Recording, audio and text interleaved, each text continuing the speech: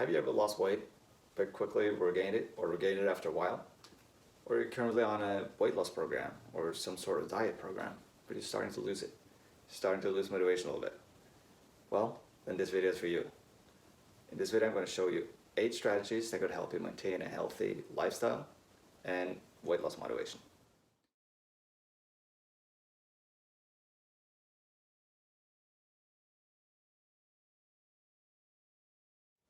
So the first one is build self-efficacy. So what is self-efficacy?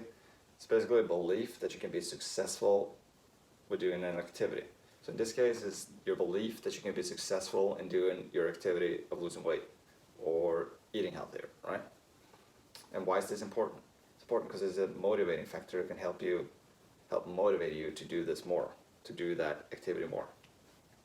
And how do we do this? How do we build more self-efficacy, right? A way to do this could be through looking at other people doing it. So if another person has been successful with losing weight, then you can look at him and maybe that will motivate you because you know that if he did it, then I can do it too, right? I use this a lot personally in my, when I train martial arts. Because I train jiu-jitsu and I look at high level people and then see how good they are. And I know that I can get there too. Because I was once a very beginner and now I'm a little bit better. And I know I'm way better than the beginner, which means that I can also be as good as the expert, right? So that's how I use modeling other people, or looking at other people to build my self-efficacy. And then you can get feedback from credible sources like a trainer or a health coach or another person that's been losing a lot of weight or a family member that you're doing something right. Then that could be motivating too and help build self-efficacy. So number 2 then is increase social support. What on earth is social support? Social support is support from, your social group. Could be your spouse, your other family members, your friends, a group in your community. Could be partners or people that you exercise with, etc. Why is this important? Social support is an important factor to prevent relapse. So if you try to lose weight and then you fall out, social support is something that can help you prevent that from happening. And what happens, or in a case where you don't have it, what are some strategies that can help you increase social support? So number 1 is find a partner. Find a partner to exercise with. You guys can get like a social element and you can hold each other accountable and it can be more fun to do it with a partner, right? And number 2 is ask family and friends to be supportive and tell them like why this is important to you, right? And who knows, maybe that will inspire them to follow your steps, right? Then number 3 is to create contests. Creating contests is a great thing, at least short term.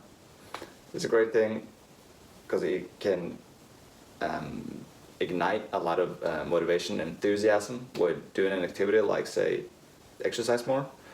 For instance, at my old job, we had this annual thing. We had 30 or 60 days it lasted, and everybody had to, or if you participated, then you converted all your exercise into miles. And whoever got the most miles at the end of the period won. And a lot of people got very motivated to exercise for that period of time.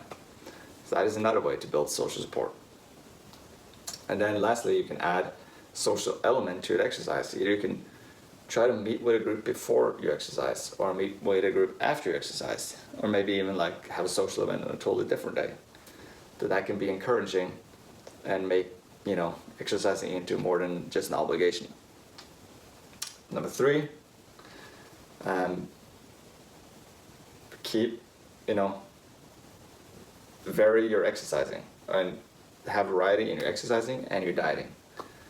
And why is that important? And we all probably know, we all probably can relate to this, right? If you do, the same task over and over again, or same exercise over and over again, or if you eat the same thing over and over again, you might, get bored with that, and then that might demotivate you and you might fall off, right? Happens to all of us. So how can you fight that, right? try to exercise or try to do different types of exercise. Try not only aerobics, but try a spinning class, or try yoga, or try a Pilates class. Any class they have where you exercise, maybe try a different sport, try to walk, try to hike, run, strength training, anything. And the strategy here too can be to think of something that you're capable of doing right now, that you're doing right now, that has some skills in, and try to think about something that kind of requires similar skills. And then try to do that, because then maybe the barrier to doing that activity is smaller than trying a totally new activity that you have very little skills in, right? So how can this look? Say you've been doing aerobics for a while, right? Requires a little bit of movement, requires a little bit of conditioning, a little bit of coordination, right? Maybe just try, if it interests you, like a dancing class, for instance. That's exercise too. You can do a dancing class. There's some transferability there probably, right? And now you've been dancing for a while and you're kind of done with that now, kind of know how to dance and you feel pretty good, but maybe you should try something else now. You have, a little coordination, a little conditioning now. Hey, maybe you should try maybe a martial arts class. A little bit less transferability probably, but you have some coordination, you have some conditioning. Why not, right? That's just one way of doing it. And with regards to the food, it's easy to fall into, the habit of just making the same thing over and over again, especially if you're eating a little bit, trying a new diet, or trying to change your lifestyle in terms of dieting, right? Try to mix it up. Otherwise it can become boring and you can fall back into other or old habits, right? So for instance, say tacos. You got all these different protein types. You got meat, you got chicken, you got pork, you got fish, you got shrimp, you got vegan filling, right? And you can make all these different taco types, and you can use all these different veggies. You can cabbage, lettuce, tomatoes, different various types of salsa, guacamole, everything, right? There's a ton of stuff you can do. You can vary everything, right? And then it creates more variety and less likelihood of being bored, right? So number 4 then is meal prep more. And meal prep can be real helpful, and that's been very helpful for me with my diet goals and my diet philosophy. So what is this? Basically, is you prepare more meals at once, so you don't have to cook every single day. That can be very helpful, especially if you have busy times or you easily fall for choosing an unhealthy lunch alternative that they have, available where you are, at work or whatever. So how can you do this practically? Say on a Sunday you can cook 3 meals for Monday, Tuesday, Wednesday. That's going to be a lunch for those 3 days, right? Then simultaneously you can pack a snack, say nuts and fruit, and you can prepare a breakfast at the same time. So you have oats for breakfast, you measure up oats, you can measure up chia seeds, you can make an egg scramble that you can split up in 3 different portions and have that ready for a breakfast. So you have a breakfast, lunch, and a snack, and maybe you cook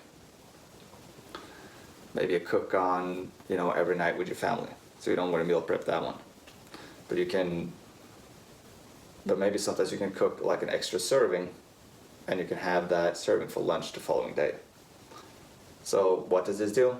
It saves a lot of time. Firstly, because you don't have to cook that much, and you might go to, buy more in bulk, so you might not need to go to the grocery store that much. You save time that way too. Time's a precious commodity, right? And also it keeps you away from, it helps you to stay away from tempting more unhealthy food, right? So that's a very good thing. So it's easier to keep the discipline. And then also it saves you money, because you don't have to buy all these lunches all the time. You pre-make it, right?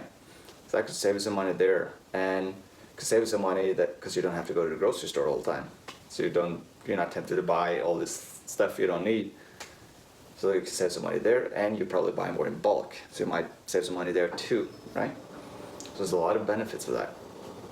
And it's fairly easy when you start to get used to it. at least for me, when you start to get used to that, actually real convenient, and you kind of appreciate it a lot. Like for now, there's like, of course I want to make my own lunch. Of course I want to meal prep. It's so convenient. Don't have to cook every single day, and I don't have to like find a place to eat lunch or, risk not having a healthy meal available. So it's a great thing. It's real convenient when you get used to it. Then number 5 is self-regulate more. Self-regulate more. What does that mean? Basically, it's like checking in with yourself.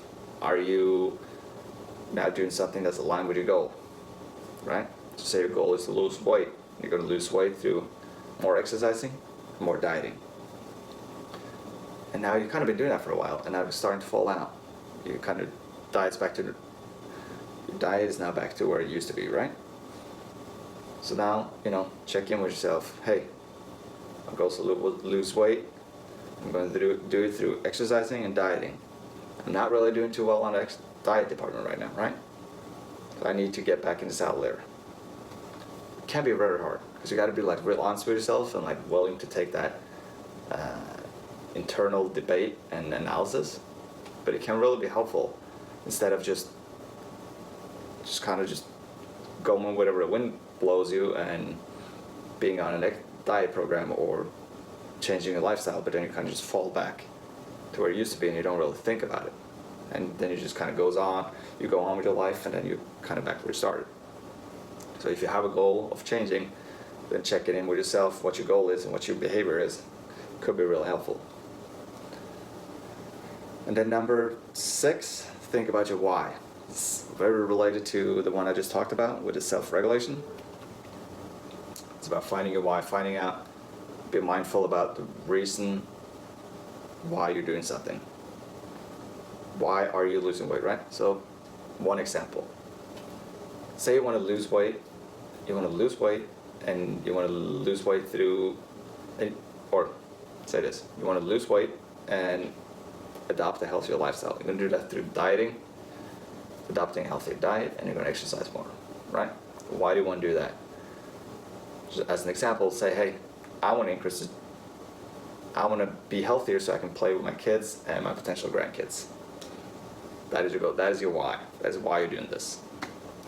So at times when you feel lack of motivation and you don't feel like doing this anymore, it would be much easier to just, fall back into your old routine again. Think about why you're doing this. I'm doing this because I want to be healthy so I can play with my kids and play with my potential grandkids. So it sucks right now to go to the gym or to eat this meal when I actually want, I want cookies and cake. But that's what I actually have to do now in order to reach my goal. It's okay, it might not be fun now or motivating now, but maybe in a month it's going to be more fun to go back into the gym again. Maybe I'll get out of this slump. So that is not a like mind thing, but it can really help to stick to something. And then number 7, be mindful of the high risk situation. What do I mean by that? High risk situation for relapse, for falling, back into your old habit. So you adopted a healthy diet plan, and you adopted an exercise plan now, right? And then, the holiday season comes along, or you're going on a vacation, or you're moving, or an unplanned event is happening. Then that might, throw you off balance here, and then you might fall off your exercise routine, or your diet routine, or your healthy lifestyle that you now adopted, right? So what can we do about that? That happens all the time. It's easy. What can we do about that? Well, one thing is we try to be mindful that, say the holiday season is coming up. That is now this is a high risk situation. It was easy for me to fall out of this routine that I now adopted. So firstly, we're mindful of it. Maybe we should even take measures there. Maybe we should book exercise sessions right after the holiday season. And maybe we should even adopt a little strict diet plan right after holiday season, just to get back into it. Not that we have to follow a strict diet plan all the time, but just have one right in the beginning to kickstart this a little bit again, so we don't fall out completely. And with like unplanned events can be even tougher, right? But even then, just be a little mindful of that this can be a high-risk situation, and we maybe should also be mindful of, or make sure that try not to like fall out of our new lifestyle and habit, even if an unplanned event is coming upon us, right? And then lastly, make a plan. Make a plan is great. Make a plan really helps. Plan your exercise, plan what you're going to eat. Try to make a plan for the week, for instance. Like, I'm gonna go to the gym on Monday, Wednesday, Friday. On Monday we're gonna eat this, Tuesday we're gonna eat that, Wednesday we're gonna eat that, Thursday we're gonna eat that, Friday we're gonna have a little bit more free day, but we're gonna stay healthy. And same with the Saturday and Sundays. And then we're gonna try to get some shopping in during the weekend so we can prepare for the next week, right? By doing that, you kind of you don't have to use that much discipline or use that much thinking anymore, because you kind of have everything planned out. It's really convenient. You know what you're gonna do, right? With the meal prepping too, you kind of prepare your meals. So the planning thing can really be helpful. That will really help you keep you in there, so we don't fall out, or it could decrease the chance of falling out. The bonus is just a little info about something called the National Weight Control Registry, and this is kind of like a research project thing where they accept people who have lost about 30 pounds or more and kept it off for at least a year and more. They have about 10,000 clients here, or 10,000 participants. And what they do is that they do research on all these participants to figure out why, what makes them, maintain their weight loss or keep their weight off, right? So it's quite interesting. So what are some of these stats here? Almost everybody modified their food intake of some sort. Almost everybody increased their physical activity, and the most frequent activity was actually walking, interestingly. Those who kept the weight off usually maintained a low-calorie diet and performed high levels of activity.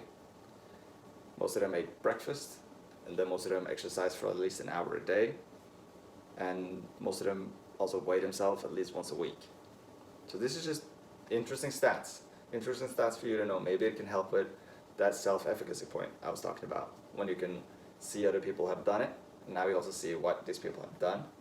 Maybe that could be motivating for you to know that it's possible, and this is how some people have done it. So visit their website, National Weight Control Registry, to see all the stats that they have there. It's very interesting. So to sum up, it can be tough to stick to a lifestyle change or a weight loss program in the long run, right? So hopefully some of these strategies and tips might help you to maintain a healthy lifestyle and weight loss motivation. Thank you for watching. I hope you enjoyed this. If you did, please subscribe to my YouTube channel. This is where I post a lot of info about weight loss and weight loss maintenance. Have a good one.